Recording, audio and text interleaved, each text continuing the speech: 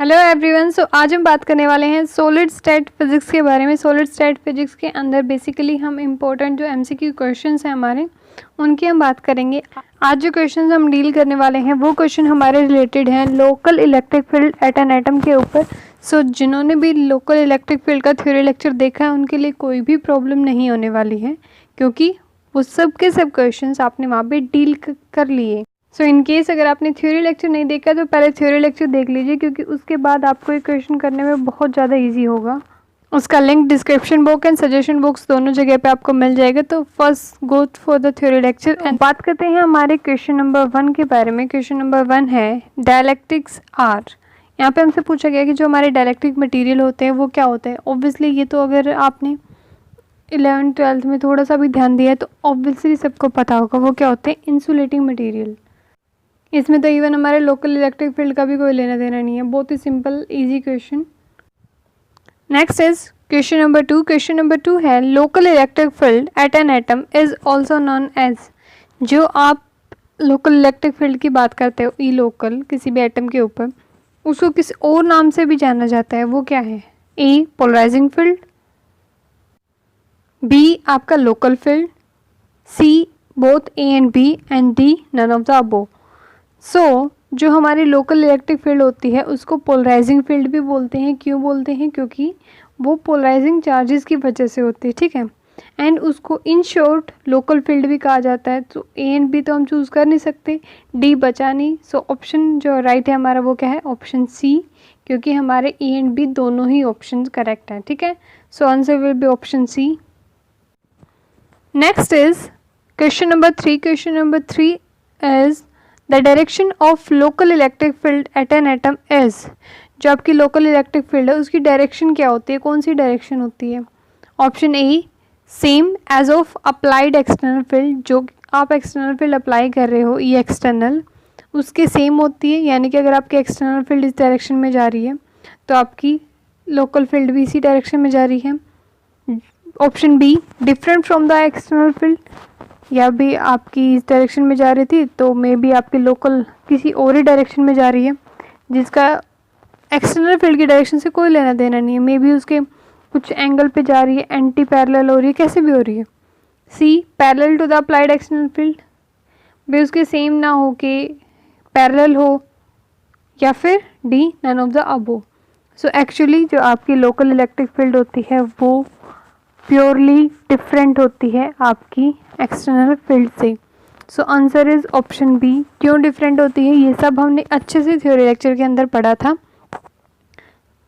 ठीक है। क्योंकि अगर आपकी लोकल इलेक्ट्रिक फील्ड इस डायरेक्शन में आ रही है तो वो किस वजह से आती है? जब आपकी एक्सटर्नल फील्ड इस डायरेक्शन में हो, ठीक है। इसमें रोल सिर्फ इन्हीं दो फील्ड का नहीं होता, डीपोलराइजिंग फील्ड भी काम करती है, लोरेंज कैविटी फील्ड, हर तरीके की फील्ड, उन सब का समेशन है। क्योंकि इलेक्ट्रिक फील्ड जो हमारी local electric field at an atom की हम बात करते हैं, उन सब के कंबाइंड रिजल्ट की वजह से जो आपकी एक्सटर्नल फील्ड होती है उसके अपोजिट मिलती है हमारी एटम के अंदर जो भी लोकल इलेक्ट्रिक फील्ड होती है, ठीक है। Next is question number 4। Question number 4 है local electric field was firstly calculated by. जो आप लोकल इलेक्ट्रिक फील्ड की बात कर रहे हो उसको सबसे पहले कैलकुलेट किसने किया था? गिवन ऑप्शंस है हमारे पास, A Lorentz, B Coulomb, C ampere and D any other. इन सब साइंटिस्ट को हम अच्छे से जानते हैं एंड हम ये भी जानते हैं, जब हमने लेक्चर स्टडी किया था तो हमने बात की थी कि जो आपकी लोकल इलेक्ट्रिक फील्ड है उसको सबसे पहले कैलकुलेट किया था हमारे साइंटिस्ट लॉरेंज ने, that is option A. And even एक फील्ड जो है हमारी E2 उसको हम क्या बोलते हैं? लोरेंज कैविटी फील्ड भी नाम दिया गया है, ठीक है। Answer will be option A. Next is question number 5। Question number 5 है the value of displacement vector when medium is polarised due to electric field. अभी जब भी आपका इलेक्ट्रिक फील्ड की वजह से मीडियम पोलराइज होता है तो कोई ना कोई डायलैक्ट्रिक वेक्टर होता है, तो उसकी वैल्यू पर्टिकुलर क्या होती है? हमारे पास ऑप्शंस गिवन नहीं है, मे बी एग्जाम में ऑप्शन गिवन हो, लेकिन हमें वैसे भी पता होना चाहिए। अगर हमसे सीधा पूछ लिया जाता है हमारा जो डिस्प्लेसमेंट वेक्टर होता है वो क्या होता है? डी, ठीक है। और उसकी वैल्यू क्या होती है जब भी आप किसी भी पोलराइजिंग मीडियम के अंदर इलेक्ट्रिक फील्ड पास कर रहे हो? That will be epsilon naught E जो भी आपने फील्ड अप्लाई की प्लस पी पोलराइजेशन, ठीक है। सो ये फॉर्मूला होता है हमारा डिस्प्लेसमेंट वेक्टर का, जो कि हम जानते हैं जब भी हमारी कोई भी इलेक्ट्रिक फील्ड अप्लाई होगी किसी भी पोलराइजिंग चार्जेस या पोलराइजिंग मीडियम के अंदर, ठीक है। Next is question number 6। Question number 6 है the value of depolarising factor N for sphere at any axis is. हमसे क्या पूछा गया है, हमसे स्फीयर का डीपोलराइजिंग फैक्टर पूछा गया है एन, एंड किसी भी एक्सिस के अबाउट, एंड सबसे मेन बात मेंशन किया गया है कि आपको ऐसा यूनिट सिस्टम के अंदर बताना है, ठीक है। सो फर्स्ट ऑप्शन है हमारा 4π/3, बी 1/3, सी 1, डी 1/2। सो ये बात हमने अच्छे से स्टडी की थी कि जब भी आप स्फीयर, क्योंकि क्या है होमोजीनियस सिस्टम है, तो आप किसी भी एक्सिस के अबाउट उसका डीपोलराइजिंग फैक्टर निकालते हो तो वो क्या आता है सेम। एंड हमने जब टेबल बनाई थी तो हमने ये भी बात की थी कि आपकी सीजी सिस्टम के अंदर तो क्या होती है 4π/3, एंड ऐसा यूनिट सिस्टम के अंदर क्या होता है 1/3। So answer will be option B, क्योंकि आपका स्फीयर के केस में किसी भी एक्सिस के अबाउट अगर आप डीपोलराइजिंग फैक्टर की वैल्यू देखते हो तो वो कितने निकल के आते हैं 1/3, ठीक है। So answer will be option B. Next is question number 7। Question number 7 है depolarising field E1 is field due to. भाई जो आपकी फील्ड आती है E1 जिसको आप बोलते हो एक्सटर्नल फील्ड के बाद जिसको आप डील करते हो, सो वो किसकी वजह से होती है, A induce charges, B polarizing charges, C dielectric charges and D unit charges. तो इन सब में से किन चार्जेस की वजह से आपकी फील्ड होती है।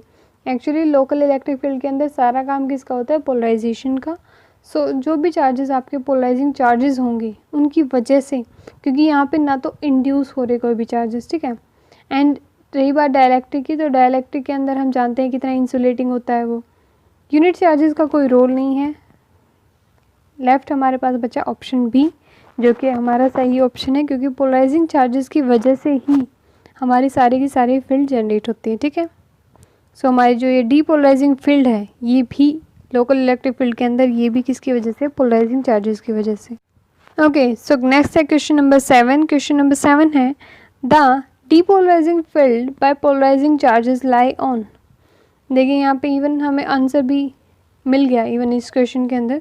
ऐसे ज़रूरी नहीं एग्जाम में दोनों ही पूछे जाएंगे, बट यहाँ से हम प्रिटी श्योर भी हो सकते हैं कि आपका 7th क्वेश्चन का आंसर सही है, ठीक है। सो क्वेश्चन नंबर 8 की बात करते हैं। सो हमारा जो ऑप्शन है फर्स्ट है external surface of dielectric medium, B inner surface, C on spherical cavity and D inside the cavity. तो वही जो आपकी डाइलेक्ट्रिक मीडियम के अंदर जो डीपोलराइजिंग फील्ड जनरेट होती है आपके पोलराइजिंग चार्जेस की वजह से, तो वो कहाँ लाई करती है भाई, एक्चुअल किस जगह पे वो फील्ड होती है। सो हमने बात की थी, जैसे मान लेते हैं ये हमारा कोई भी डाइलेक्ट्रिक मटेरियल है, ठीक है। आप यहाँ पे कोई भी एक्सटर्नल फील्ड अप्लाई करते हो जिसको आपने क्या नाम दिया था, E0। लेकिन अब जो आपका ये डाइलेक्ट्रिक मटेरियल है इसकी पर्टिकुलर सरफेस के ऊपर भी कोई ना कोई फील्ड जनरेट होगी। सो वो फील्ड हमारी क्या होती है, डीपोलराइजिंग फील्ड, ठीक है। जो आपके एक्सटर्नल चार्जेस की वजह से जो भी चार्ज पोलराइज होंगे सरफेस के ऊपर, जितनी पोलराइजेशन करेंगे, जितना उस फील्ड को अपोज करेंगे। सो हमसे अगर ये भी पूछा जाए कि आपकी जो डीपोलराइजिंग फील्ड होती है उसकी डायरेक्शन क्या होती है आपके एक्सटर्नल फील्ड के, तो ऑब्वियसली ये भी अपोजिट होती है। अगर आपकी एक्सटर्नल फील्ड इस डायरेक्शन में है तो आपकी डीपोलराइजिंग ऑब्वियसली उसके अपोजिट होगी, ठीक है। तो ये एक्चुअली लाई करती है, ये जो मीडियम होता है हमारा इसकी बिल्कुल एग्जैक्ट सरफेस के ऊपर, जो हमारा डाइलेक्ट्रिक मीडियम है इसकी सरफेस के ऊपर एंड इवन एक्सटर्नल सरफेस के ऊपर, ठीक है। So answer will be option A, on the external surface of dielectric material. Next is question number 9। Question number 9, is it true. हमारे पास एक फॉर्मूला गिवन है that is NX + NY + NZ। यहाँ पे ये साथ में लिखा हुआ है लेकिन एक्चुअली ये क्या है, NX सबस्क्रिप्ट में, NY + NZ, एंड इन सब की वैल्यू क्या है। हमारे यहाँ पे N क्या है, N है हमारा डीपोलराइजिंग फैक्टर। अब यहाँ पे ये क्या कहना चाहता है कि अगर आप हमने एक इम्पोर्टेंट प्रॉपर्टी पढ़ी थी, आपको याद हो तो, कि अगर आप कोई भी होमोजीनियस सिस्टम है, आपका कोई एलिप्सॉइड है या स्फेयर है, तो आप क्या कर सकते हो, आपको कंप्लीट बॉडी का नहीं पता भी, डीपोलराइजिंग फैक्टर जो हमारा n होता है वो क्या है, तो आप क्या करो, आप x कोऑर्डिनेट के अकॉर्डिंग निकाल लो, y के अकॉर्डिंग, z के अकॉर्डिंग, एंड तीनों एक्सिस का क्या कर दो सम, तो वो आपका किसके इक्वल आ जाएगा 1 के। सो इन केस अगर हमें पूरी बॉडी का नहीं पता होता तो हम अलग अलग एक्सिस का निकाल के भी क्वेश्चन को सोल्व कर सकते। सो ये हमारी प्रॉपर्टी क्या है, एब्सोल्युटली ट्रू है। So answer will be option A, that is yes, it is true. Next is question number 10। Question number 10 है, the field due to polarising charges lying on the surface of Lorentz sphere is known as, जो आपका Lorentz sphere होता है या Lorentz cavity जिसको आप बोलते हो, उसकी सरफेस के ऊपर जो पोलराइजिंग चार्जेस होते हैं। अब एक तो पोलराइजिंग चार्जेस अभी हमने पढ़े थे जो आपका डाइलेक्ट्रिक मटेरियल है इसकी सरफेस के ऊपर, वो तो हमारी क्या थी, डीपोलराइजिंग फील्ड। लेकिन ये बात कर रहा है स्फेरिकल कैविटी की वजह से। अब इसके अंदर जो हम एटम के लिए स्फेरिकल कैविटी मानते हैं, इसकी सरफेस पे कौन सी फील्ड लाई करती है।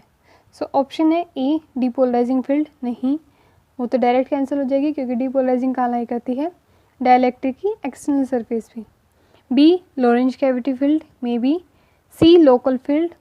लोकल फील्ड तो हमने अभी थोड़ी देर पहले बात की थी कि local electric field at an atom की शॉर्ट फॉर्म है, सो सी भी रिजेक्ट हो जाता है। And D, field within the cavity, नहीं field within the cavity तो आपकी कैविटी की सरफेस की क्या होगी, अंदर होगी ना कि बाहर। सो हमारा बचा ऑप्शन बी, जो कि हमारा सही ऑप्शन है, क्योंकि जो भी आपके पोलराइजिंग चार्जेस इसकी सरफेस के ऊपर होंगे उनकी वजह से क्या होती है, Lorentz cavity field. Okay, so ये थे कुछ इजी से क्वेश्चन हमारे सॉलिड स्टेट फिजिक्स के related to local electric field at an atom. And जिन लोगों को थ्योरी लेक्चर समझ आ गया था उनके लिए तो ये क्वेश्चन कुछ भी नहीं थी, डायरेक्ट क्वेश्चन को देखते ही आंसर मिल जा रहा था। ठीक है, सो एक बार थ्योरी लेक्चर ज़रूर देखें।